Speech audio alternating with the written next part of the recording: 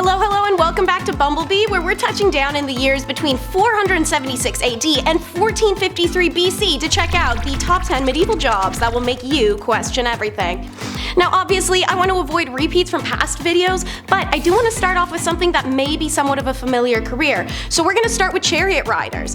It goes without saying that people don't really remember that there's places outside of Europe when it comes to the medieval ages, and they never come up in conversation.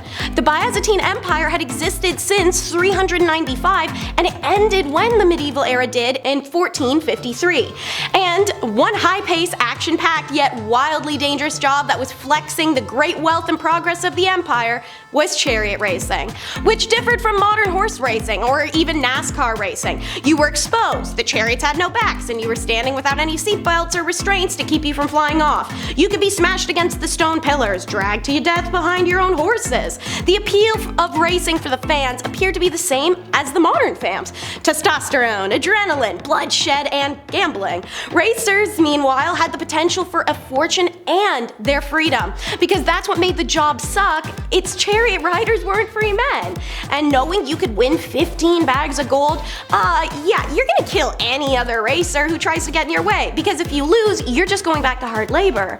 There were 4 teams in the Byzantine chariot racing: the whites, the greens, the blues, and the reds. Eventually these teams merged and it just became the greens and the blues, and the fans were so passionate about the sport that when they weren't throwing nail-studded tablets under the track to sabotage opponents, they were breaking into bloody brawls to support their own team. And now, on the complete flip side, in primitive medieval Europe, a job called flatulist.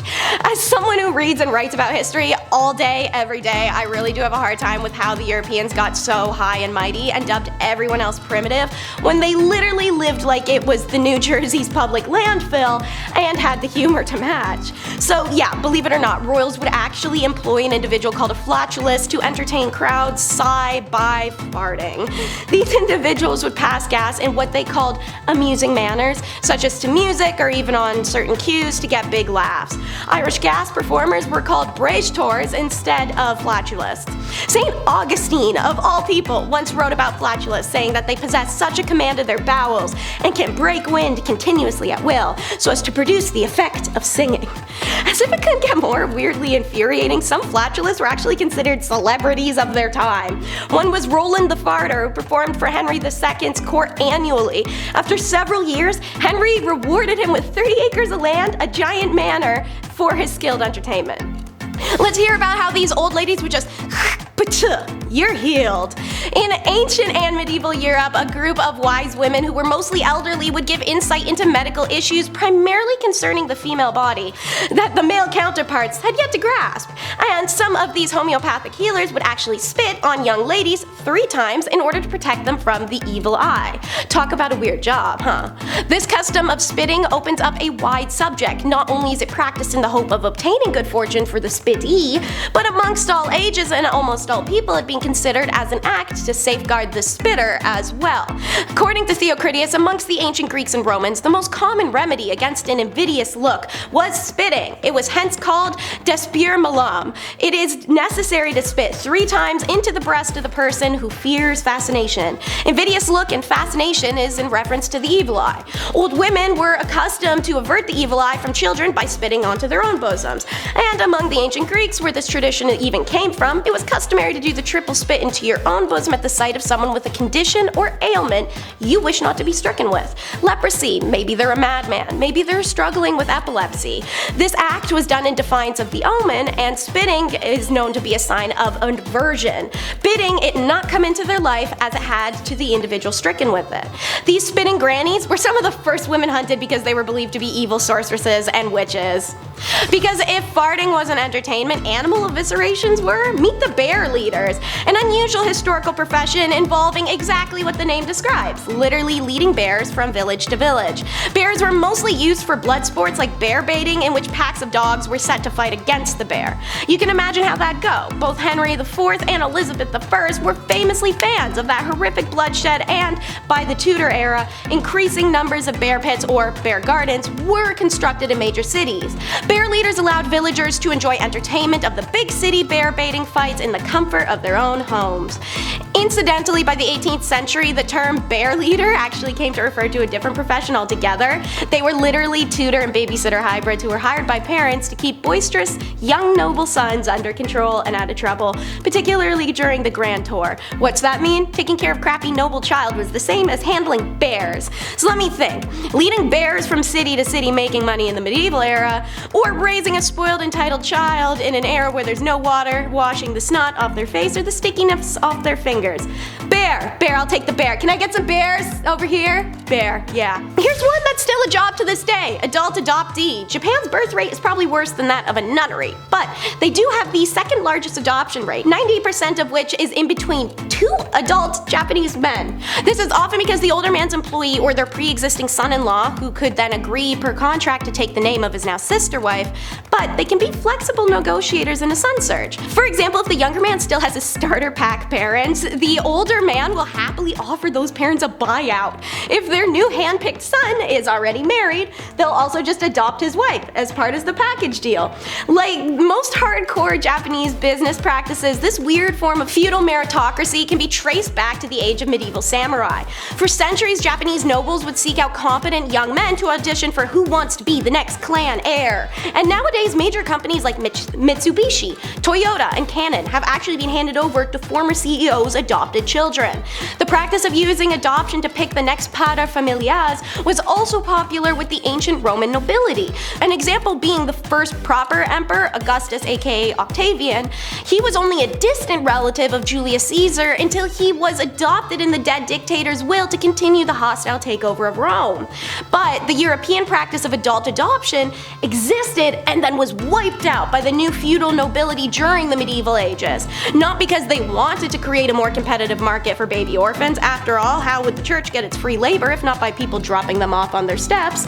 On the contrary, these Christian rulers banned adoption altogether, believing nobody deserves to be part of a good family unless they slid into that privilege on a wave of nepotism and discarded placenta. And speaking of Christianity, how about a church position called the Sluggard Wakers, which is quite the name. Guess the only thing worse for the church's holy sanctuary than dangerous stray dogs was the presence of conked out parishioners. Sluggard Wakers were volunteers that patrolled the pews and ensured that none of the congregation was falling asleep when they should be praising their Lord. They were literally Jesus snitches. If you were caught dozing off during the service, the Sluggard Waker had the sacred duty to wallop you on the head, and not lightly. The sleeper usually clobbered with something like a club, a rod, or a switch bundle. Some of the more aggressive Sluggard Wakers used forks or brass-tipped staffs or metal knobs to do the job. The sting of rebuke was supposed to wake you and remind you to remain awake and vigilant for your Lord. Jesus wasn't sleeping on you, now is he? No. Some Sluggard Wakers were volunteer members of the congregation. Some Wakers were members of the church staff, such as the parish clerk. Other Wakers were also knock-nobblers, because when there were no dogs to drive off, there were likely congregants to wake up. I should probably explain all the dogs in church talk I'd be doing, so knock-nobblers are next. Medieval Europeans lived in filth. Their structures all sucked, and so did their economy. Does it really surprise you that the church would just have its doors wide open? Does it really surprise you if they didn't have windows? Of course animals can get in, so knock-nobblers had the unique task of chasing wild dogs out of the church to protect the congregation, especially the priest who's most at risk while holding the full loaves of bread for service. Elderly men holding warm loaves of bread were probably some very easy prey for a hungry, unscrupulous wild dog. And as someone who survived being mauled by a dog, the terrifying reality is once they're on you, it can be incredibly difficult to get them off. So this job would actually be super necessary. Always remember, protect the face and neck. So a nobble knocker was given a whip and a pair of dog tongs. The whip was used just to scare the dogs away. The tong was used to clasp the animal from a safe distance so they could be removed from property. Their methods and ideology were the precursors to modern animal control departments and their tools.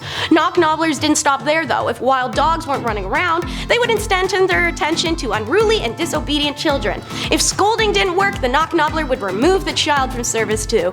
The amount of avoidable child screaming I've heard at a synagogue? Yo, I feel like we should just bring this back. I love this job. Before the phone book, the pocket book, a BlackBerry, or even gasp, Apple, was the nomenclator. We all know the person, or are the person, who cannot remember names or dates to save their literal life. if that is the case, you'd be better suited hiring one of these guys rather than working as one. Nomenclators were serfs tasked with remembering other people's names, status, and important impressive details for their lords at public events. This way you aren't carrying a quill and parchment around for reference, and imagine how much more impressive it is for the fair damsels that you remember her address and her father's companies just like that. Or, well, at least the dude standing next to you does for you, but whatever. Sometimes the nomenclator's job would be hiked up a notch and they would have to remember more information for their master because homeboy got drunk or zooted. This could be details from prior conversations, plans to meet someone somewhere, things they've lied about and now you have to upkeep for them. Even just basic information about the individuals your master has been speaking to throughout the evening. Essentially, nomenclators were phone books before it was cool and embarrassment prevention babysitters. No better thing to title it, so let's just call it by its name, Piss Prophet. The Piss Prophet, also called a water scriger because, oh, that's so much better, was a doctor who diagnosed disease from the sight, smell, and taste of a patient's urine. This term seems to originate from the 1600s, but the profession itself dates back to the medieval era. Now, I gotta play devil's advocate a little bit because scientifically this isn't quite as insane as it sounds. Some conditions can really be diagnosed with urine alone, such as diabetes, which makes urine sweet. And as we would all know, dehydration causes strong, dark-colored urine, and UTIs can leave blood in urine. If you and I can recognize at least two of those things from sight without our doctor present, it's not totally gross that they give it a little dip and a lick. And now we're cutting the crossroads. Hey, so wanna hear a fun sentence? Samurai sometimes tested swords by attacking random passerbys. Yeah, so in medieval Japan, it was considered dishonorable if a samurai sword couldn't cut through an opponent's body in one stroke. It was important then for a samurai to know about the quality of his weapon, so every new sword he got had to be tested before he took into battle. Naturally, it's gotta be a realistic test too. So samurai mostly practiced this through and through cut style on corpses or on criminals. That's normal, kinda what you would expect, but corpses need to be whole in their culture, so not many people wanted to just offer theirs up for the chop chop. And well, Japan has some efficient execution methods that were a lot more painful and slow for the criminals and taught the public a lot more. So you would never guess what the method was lined up to fill that void instead, and somehow legally approved, condoned, and excused as a ceremonial way to go. Sujigiri translated means crossroad killing because the targets were random everyday commoners who were minding their own business and happened to need to walk through an intersection at night the way that we all do at some point. And samurai would quite literally chop these people down. Bodies would be found by others or in the early morning, and there was never anyone to blame, and you technically couldn't be angry or seek revenge. This was government approved and sanctioned activity. Incidents of sujigiri were rare in the early medieval period, but began to pick up in the 1200s when more sociopathic or psychopathic samurai started to, pun intended, overkill it. By the Warring States period, the end of the medieval era, sujigiri became a dishonorable act. Samurai and kabukimono rogues turned it into a horrific popular pastime. In fact, one Edo-era report from the year 1600 details the early years of the period, claiming that people were killed in sujigiri every night on certain crossroads in what's now modern-day Tokyo. This continued to escalate, so the authorities felt they had to ban it in 1602, only a few decades after the medieval period finally ended.